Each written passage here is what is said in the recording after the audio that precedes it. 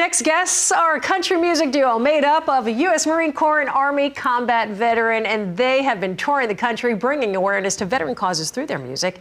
Today, they've taken time to stop by our studio. Please welcome Scooter Brown and Don Reese, better known as War Hippies. So good to have you guys here. Thanks for having us. Yeah. You know, I have a friend that served in the Army, and I always felt like there was a little bit of competition between Army and Marine. You guys seem to make it work. He's rolling his eyes. It's more of like a, you know, who sticks around longer after cleaning up messes. Oh, I'm just kidding. I'm just messing around.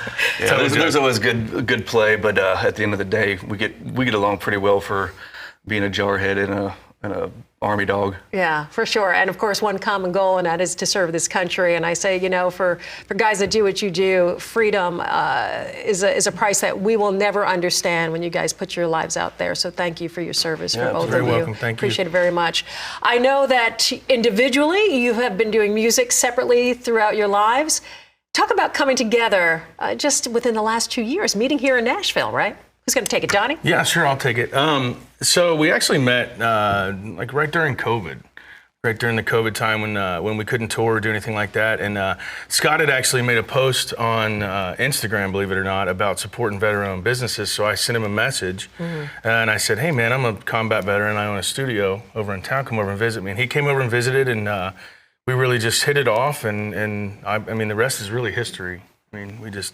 Yeah, it started off as a side project, just for fun. Because you were doing your own thing too. You had your own band, and of course, and you're producing in your studio. So just kind of get together and said, "Hey, this." Yeah, because I mean, we weren't able to tour, so you know, for creatives, how do we be creative and continue that process? So it just started off just let's do a few songs, maybe do a handful of shows, and then we did a couple shows, and it just kind of like.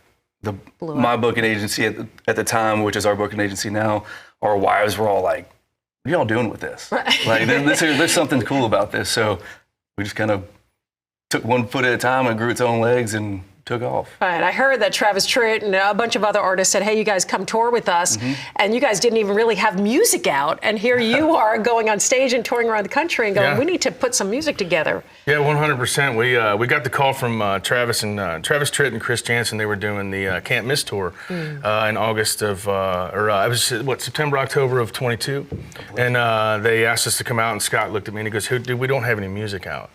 So we just put a record together in about 30 days, and it's done really well. In 30 days. That's impressive, because when you listen to this album, it's just great music. I want to talk about the release. It was self-titled, War Hippies, right? 12 songs on this. The Hangman, in and of itself, I mean, I was like, this is like movie quality. It is cinematic production. You guys produced this yourselves. Yes. Yeah, we play everything. We did a handful of covers, but producing it, write it. Donnie owns a studio, so yeah, we own every bit of it, and it's awesome. We love doing it that way. You guys are going to perform the Hangman here in the studio. Tell me about writing this one, because I'm sitting there going, "Is this based on a movie? Like, what is the story behind this?" So there is some name dropping going on this, Go ahead. I was hanging out up in outside of Aspen, Colorado, at a ranch owned by Kurt Russell and Goldie Hawn, and a good friend of ours was their ranch manager, and sitting around a campfire, and we were drinking cold beers, and I looked at Kurt and I was like, "Man, one of my favorite recent characters that you played was John Ruth the Hangman in The Hateful Eight." And I was like, I always thought that the Hangman would be a really cool title for a song, kind of based off around that. And you know, I kind of had a few things in my head, and we came back to the studio, and I think Donnie and I wrote that song in about 35 minutes or so, and we're like, we got to cut this. Yeah. And then Donnie's a classically trained violinist, so like he has these orchestras in his head and like just puts that big sound that's in there, and we were working on it, and it was just like smiles the whole time. Love it. It is, and you say violin, because in music, are people trying to change it to fiddle? Is that where it just depends. You know, my mom used to say when I was growing up, people would ask what the difference between a violin and a fiddle, was, and she would always say Carnegie Hall and Hee Haw. You know, it's my dad say it ain't the bow and arrow. You know, and but no, it's I'm definitely a violinist, but yeah, I play the fiddle sometimes too. It's the same thing. Just amazing stuff. There's so much more to talk about. Veteran causes. Where can people go find out more information about how they can help and support the benefits that you do on behalf of veterans?